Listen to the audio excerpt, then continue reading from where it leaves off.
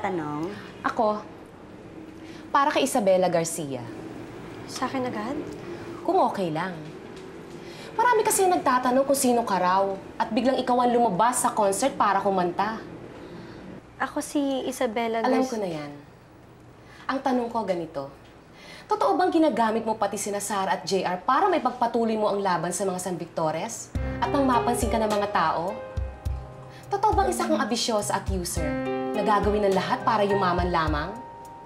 At pati ang concert ni JR ay ginamit mo para lang makilala ka? Hindi totoo yan. Ano ang ibig mong sabihin? Ayokong mamatay na maaga.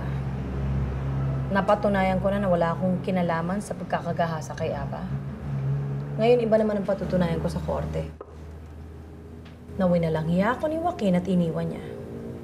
Itutuloy ko ang demanda, Aba. Violeta, sandali.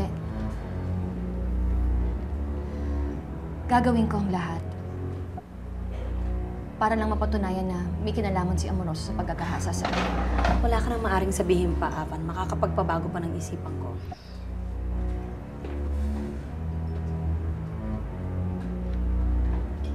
Sinabi mo bang lahat gagawin mo? Oo, lahat gagawin ko. Para malaman ko lang kung sino nagpagahasa sa akin. Para magkaroon ako ng hustisya. Para magkaroon ako ng katahimikan tuwing gabi.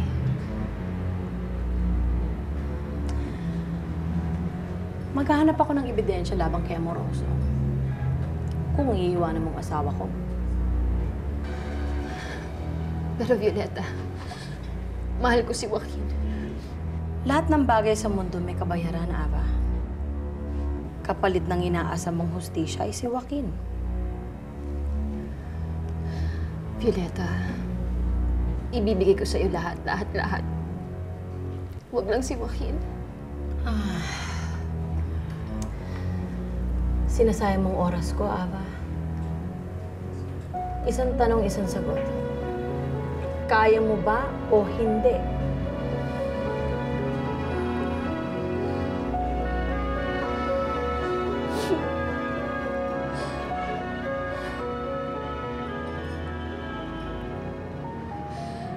O, cargo business tayo, ha? 5 ang barko natin. 10 nga yan dati. Kaso nung bumagsak ang hotel business ng San Victores, ang mga barko ang unang pinagbili. Kailan ho yun? Matagal na yon. Kapapasok ko pa lang nun dito. Baka totoy ka pa nun. Eh, bakit naman daw bumagsak yung negosyo? Hindi na mahalaga yon. Ang mahalaga, mag-ingat kayo palagi. Bantayan ninyo ang mga likod ninyo. Dahil maraming traidor sa kumpanyang ito.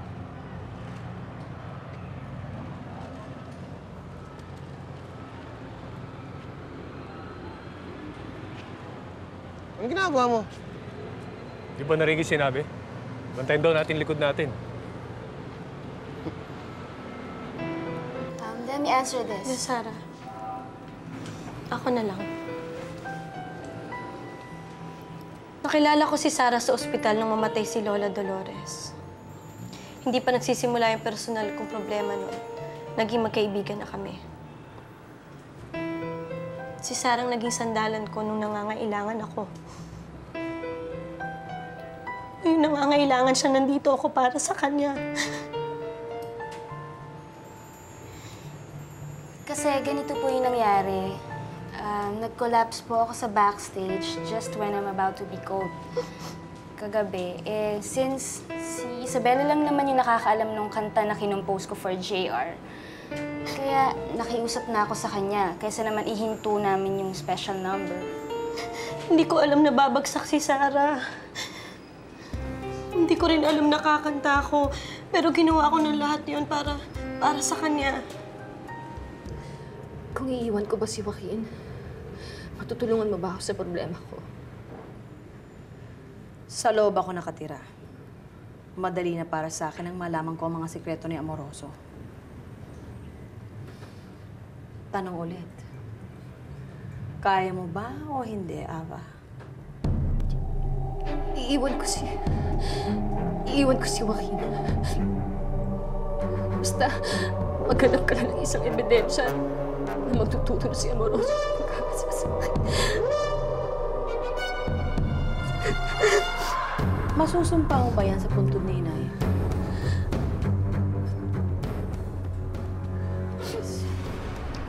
Ebidensyang kailangan mo, yun ang makukuha mo.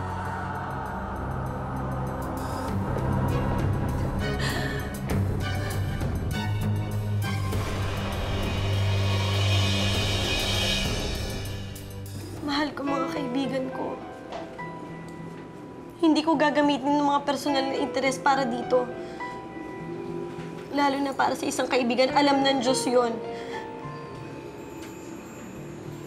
Sana, tanggalin niyo na yung mali siya sa lahat ng ginagawa ko. Para na lang sa alaala ni Lola Dolores. Nanalo ng mga umagaw ng pangalan ko. Pero hindi pa rin ako susuko para mabawi ko yun, pero hindi sa ganitong paraan.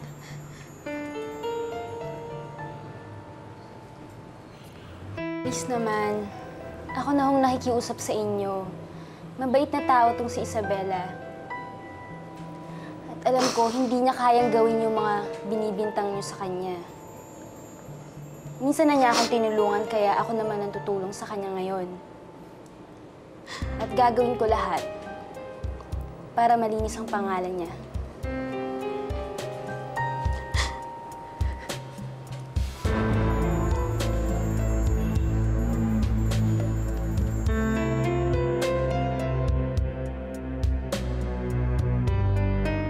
Hanggang ngayon, ay hindi pa sinasabi sa amin kung bakit ka nawala at kung bakit ka nagbalik. Hindi naman importante yun, Tio Felipe. Sa akin, Amoroso, importante yon. Kalaban pa rin ba tingin mo sa akin? Kakampi. Pero maingat din ako sa kakampi.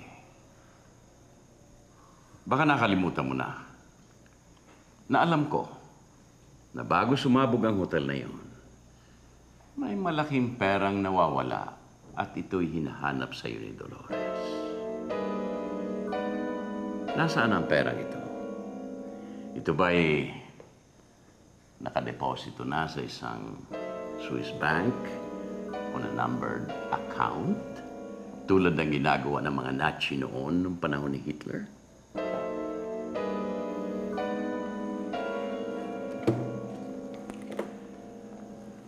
At bakit naghintay ka ng 15 taon bago bumalik? Kung ako yon, 6 na buwan lang, babalik na ako. Total, makakalimutan naman yun ng iyong mama. Pero si Joaquin, nakakalimutan na kaya niya ang nawawalang pera?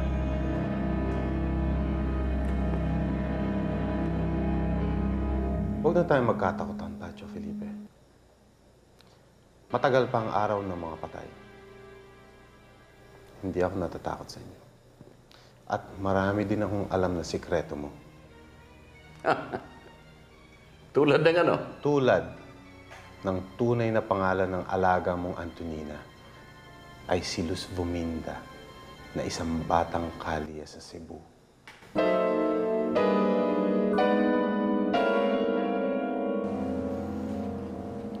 May problema na naman ba?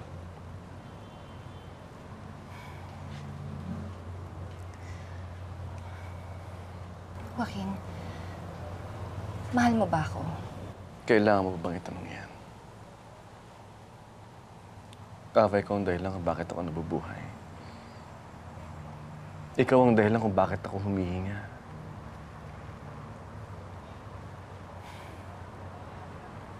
Kung ganun, maiintindihan mo ako. Kung ipapakiusap ko sa'yo na bumalik ka sa asawa mo.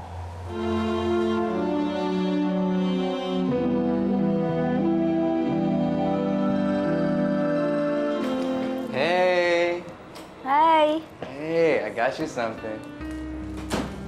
I got you flowers. Wow, For thanks. you, babes. Thank you. Ano, kumusta ka na? Okay lang. Hmm? Okay lang. You worried me last night. Hmm?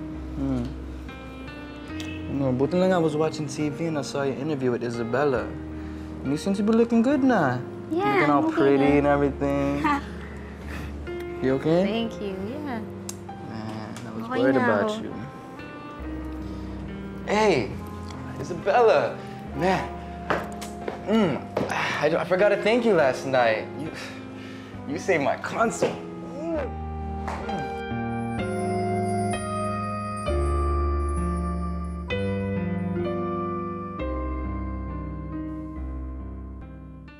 What?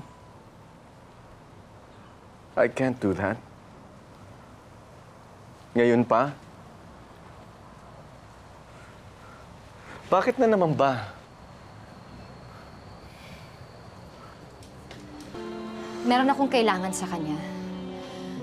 At kung babalik ka sa asawa mo, matutulungan niya ako.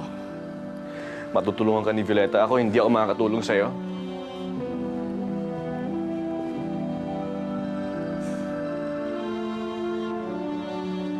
Meron ba akong dapat malaman? Hindi ko pa pwedeng sabihin sa'yo. Hindi mo ako maiintindihan. Kung mahal mo ako, dapat di ba sinasabi mo sa akin na lahat-lahat? May nalaman ako na baka may ebidensya dun sa loob ng bahay ng mga San Victores na tukol dun sa mga gumahasa sa akin. Bakit kasi hindi mo pa kalimutan to eh? Kung kaya ko lang, Joaquin, matagal ko nang kinalimutan. Pero gabi-gabi naalala ko sila.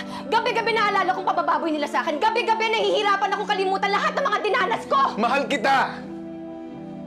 I love you more than anything! Wala akong pakialam sa nakaraan mo! Mahal kita ngayon, bukas, sa mga susunod na araw, hanggang mamatay ako, mahal kita! Hindi ba sapat sa'yo yun?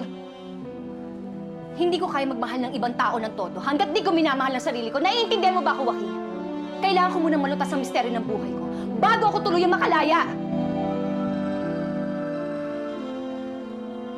Okay. Whatever. Whatever.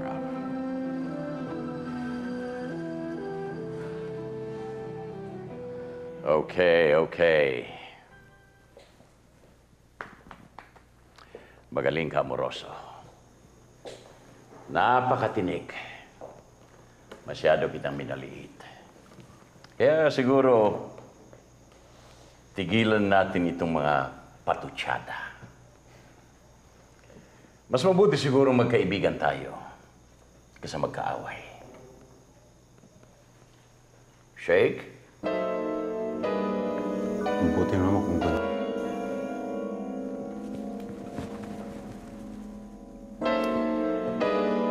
Sabihin mo nga sa akin, ginagawa mo ba ito dahil kay Joaquin?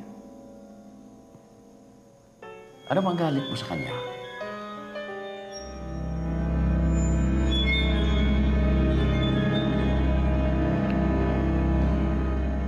Hindi na dapat dinala ni Papa si Joaquin noong araw. Dahil sa kanya, naghati ang pagmamahal ni Papa. Mula nang dumating si Joaquin, siya na lang ang minahal ni Papa. At siya na lang palagi ang kakampi.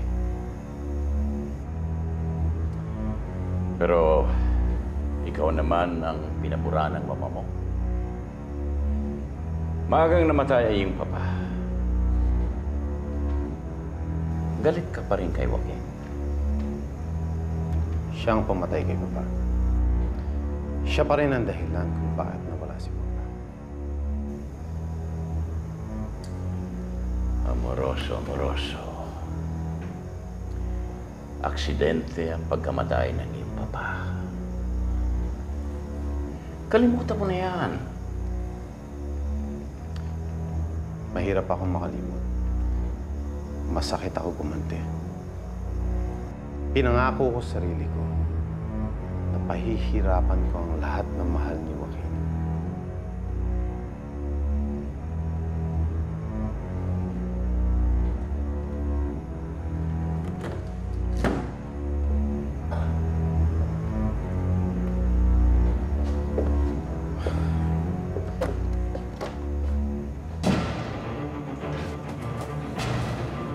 Anong ginagawa mo sa kwarto ko, Violeta?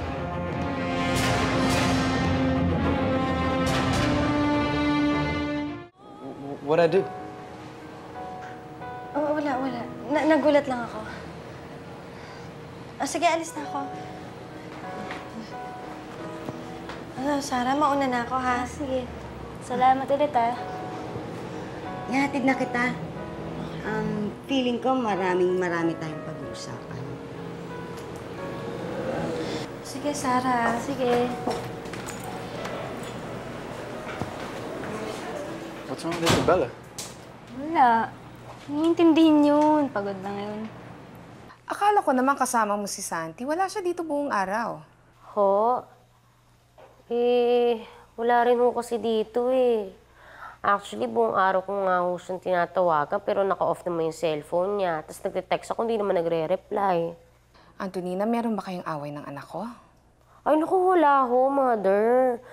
Actually ho, pa nga ho namin kagabi. Pinag-uusapan namin yung tungkol sa kasal namin. Santi? Saan ka magaling? Andito si Antonina, kausap ko. Ayoko siyang kausapin. Santi?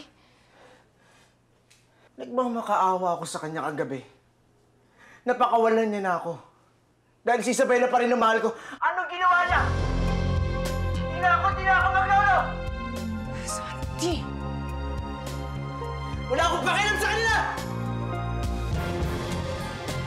Antonina, pumunta ka dito. Hindi, ha? Sige. Paalala mo nga sa akin kung ano talaga ang trabaho niyo magkakapatid ng bata pa kayo. Ikaw, Pokpok. Si Avancenia, tindera. Si Elsa, labandera. Nagpalit na ba kayo ng trabaho ni Elsa at gusto mong labhan ang mga damit ko? Meron lang akong hinahanap. Sandali lang. Ang tingin mo sa akin?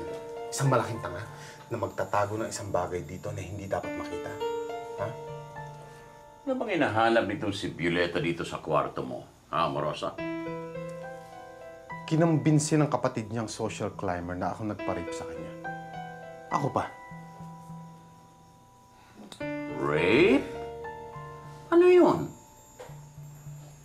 Para bang ganito? Dalawang lalaki at isang babae? Sisigaw ako. Oo. Parang hindi ito ang dati mong trabaho. Sayang nga lang at ngayon ko lang nalaman. Dapat nagkatikiman na tayo. Sisigaw ako! Kahit sumigaw ka, sino tutulong sa'yo? Wala na si Joaquin dito. Matagal ka na niyang pinalitan. Matagal ka na niyang iniwan. At matagal ka ng isang basura. Hayop ka, Morosa!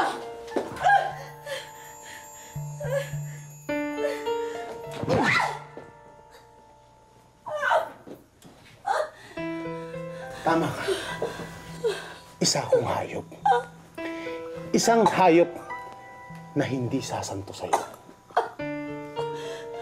Patikim lang to, Violeta. Makinig ka maigi. Isang beses pa kitang mahuling naghahalongkat ng mga gamit ko dito, dudukutin ko ang mga mata mo at pakakain ko sa'yo. At yung malilikot mong daliri, puputol-putulin ko at ililibing ko sa lupa. Yung mga paa mo, babakliin ko para hindi ka na makapasok ulit dito sa kwarto. At huwag mong subukan magsumbong kung ayaw mong mamatay agad.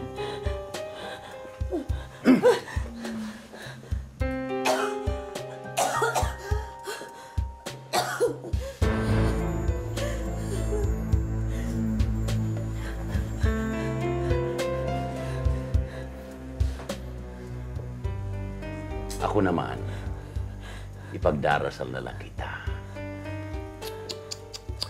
Masyado ka kasing malikot.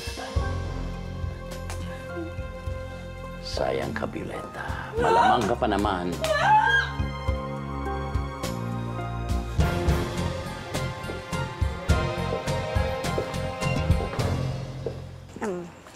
Isabella, hindi naman sa nakikialam ako. Pero, may nararamdaman ka ba para kay JR? Ano? Wala po. Isabela, babae din ako. Minsan na rin ako nabaliw sa lalaki. Alam ko naman kung ano nararamdaman mo eh. Ate Cherry, sinasabi ko na po sa inyo, hindi ko mahal sa JR. Ano? Nay, Anong sinabi mo tungkol kay JR?